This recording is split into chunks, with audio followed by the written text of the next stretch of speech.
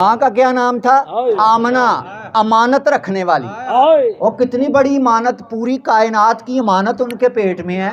और सईदा आमना को कोई मुकाबला कर सकता है? तफासीर में आता है कि हज़रत यूनुस अलैहिस्सलाम जिस मछली के पेट में 40 दिन रहे, कल क़यामत के दिन जब आप जन्नत में जाने लगेंगे, अल्लाह फरमाएगा यूनुस जिस मछली के पेट को तेरे कदम लगे हैं उस मछली को भी जन्नत में ले जा। जिस मछली के पेट को, अब मैं सवालिया निशान बनकर आपसे पूछना चाहता हूँ, हज़रत यूनुस के कदम जिस मछली के पेट को लगें वो कल क़यामत के दिन जन्नत में जा रही है। तो हज़रत यूनुस मुक्तदी हैं हमारे आका के। अब उस आका के कदम जिस माँ के पेट में लगे हैं वो जन्नती है या नहीं? माज़अल्लाह, ये जो रसूलुल्लाह के वालिदैन को जन्नती नहीं ना मानते, मैं ये कहता हूँ कि हमारे वालिदैन भी अगर जन्नत में जाएंगे तो रसूलुल्लाह के वालिदैन के सदके जाएंगे। अल्लाह अकबर। अब रसूलुल्लाह सल्लल्लाहु अलैहि वसल्लम जब दुनिया में तशरीफ़ लाए, चूँकि मिलाद है, तो रसूलुल्लाह जब तशरीफ़ लाए, हज़रत आमना फरमाती हैं खराजा मिन्नी नूर, मेरे जिस्म से एक नूर निकला, एक नूर निकला, और मैंने उस नूर की रोशनी में मक्का में बैठकर शाम के महल्लात देख लिए। तो जिस नूर की बरकत से सईदा आमना मक्के में बैठकर शाम के महल्लात देख रही है, उस नूर वाले की अपनी नज़र का आलम क्या होगा, उस नूर वाले का अपना मुकाम क्या होगा। और फिर जब रसूलुल्लाह पैदा हुए, सईदा आमना फरमाती हैं मैंने देखा कि सुरमा लगा हुआ है। बच्चा जब दुनिया में आता है ना, पहले वो माँ को रुलाता है और फिर दुनिया में आके खुद रोता है। तो जो बच्चा पैदा होकर रोए ना तो घर वाले भी शक में पड़ जाते हैं, पता नहीं जिंदा भी है या नहीं। जब वो रोता है तो खुश हो जाते हैं कि नहीं इसके अंदर जान है। पहले माँ रोती है फिर बच्चा रोता है। सईदा आमना फरमाती हैं रसूलुल्लाह जब पैदा हुए मुझे कोई दर्द महसूस नहीं हुई, बल्कि मेरे जिस्म से एक नूर निकला। और रसूलुल्लाह जब पैदा हुए तो आपका नाड़ू कुदरती तौर पे कटा हुआ है।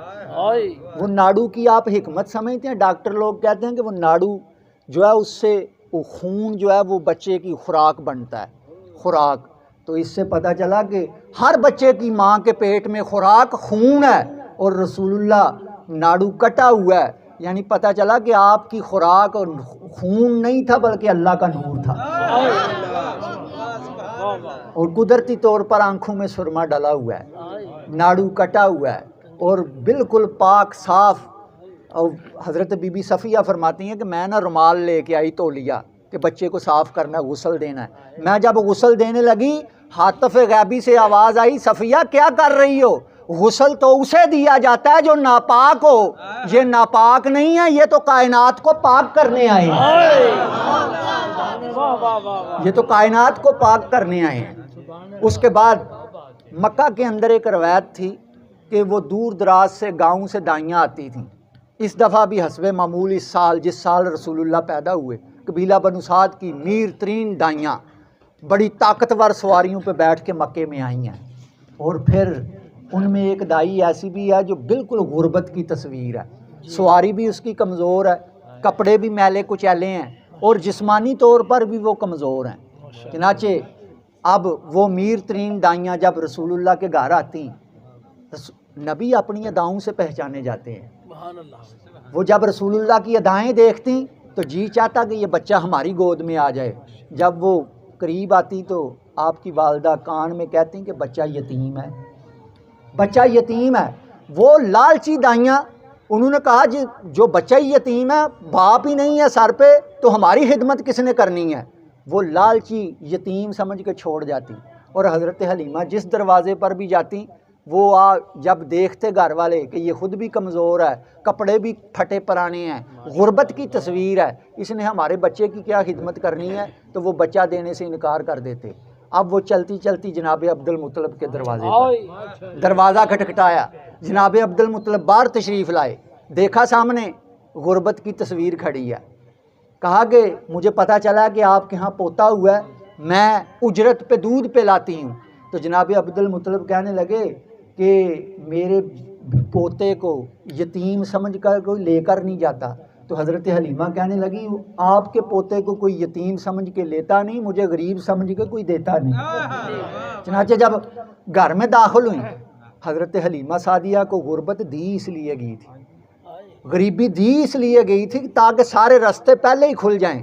غریبوں، تمہیں اپنی غربت پر جو ہے وہ افسوس کرنے کی ضرورت نہیں ہے، ہو سکتا ہے تمہاری غربت پر میری سرکار کی نظر پڑ جائے۔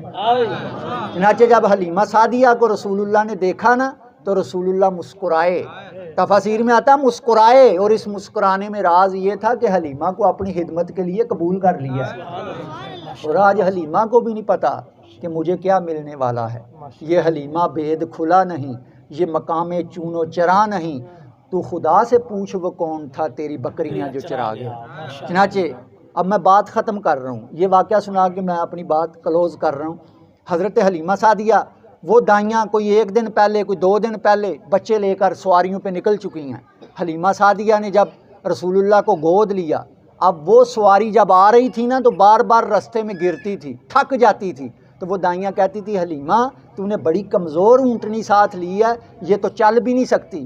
اب جب حلیمہ نے رسول اللہ کو گود لیا اور اس اونٹنی پر بیٹھی، اونٹنی پر بیٹھنے کی دیر تھی، اونٹنی تندرست ہو گئی اور وہ یوں دوڑ رہی ہے، وہ جو 1 دن پہلے 2 دن پہلے نکل چکی ہیں وہ راستے میں مل گئی۔ اب وہ کہہ رہی ہیں حلیمہ آج کیا بات ہے، یہ وہی سواری ہے جو آتے ہوئے گرتی تھی، کیا سواری بدل لی ہے؟